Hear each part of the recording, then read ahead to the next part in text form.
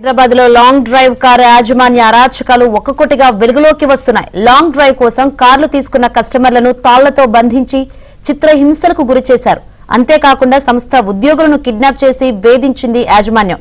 మరోవైపు మహిళా ఉద్యోగులు అనే కనికరం లేకుండా లైంగిక వేధింపులకు గురిచేశారు.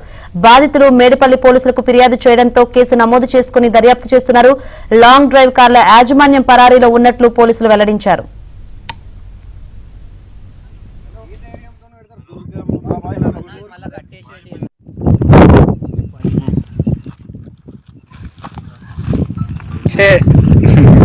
అదే 15 అయినాయి,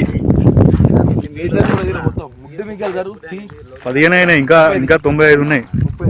85 ఈ ధైర్యంతో పెడతారు. దుర్గమ్మ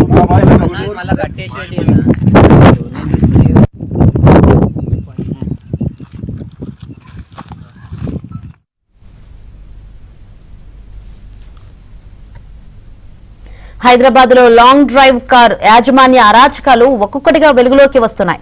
లాంగ్ డ్రైవ్ కోసం కార్లు తీసుకున్న కస్టమర్లను తాళ్లతో బంధించి చిత్రహింసలకు గురిచేశారు. అంతేకాకుండా సంస్థ ఉద్యోగులను కిడ్నాప్ చేసి వేధించింది యాజమాన్యం.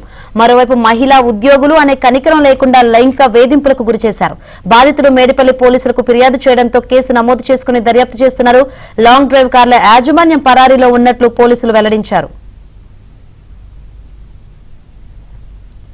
రైట్, ఇక ఇదే విషయం గురించి మరింత సమాచారాన్ని మా ప్రతినిధి ప్రవీణ్ అడిగి తెలుసుకుందాం. ప్రవీణ్, అసలు ఈ లాంగ్ డ్రైవ్ కార్ల యాజమాన్యుల యొక్క అరాచకాలు ఏంటి? అసలు ఏం చెప్తున్నారు పోలీసులు?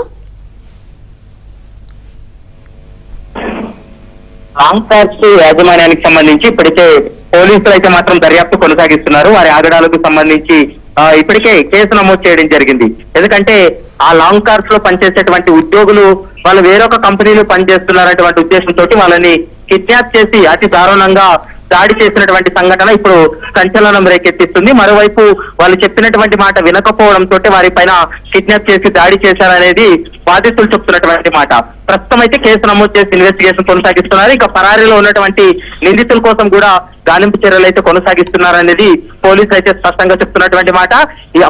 దీంతో పాటు అక్కడ పనిచేసేటువంటి మహిళా ఉద్యోగుల పట్ల కూడా దురుసుగా ప్రవర్తించడం, లైంగికంగా వేధింపులకు గురి చేస్తున్నారనేటువంటి అభియోగాలు, ఆరోపణలు కూడా వినపడుతున్నాయి. కాబట్టి వాటికి సంబంధించి కూడా పూర్తి స్థాయిలో విచారణ కొనసాగిస్తున్నారని చెప్పుకోవచ్చు శంకర్.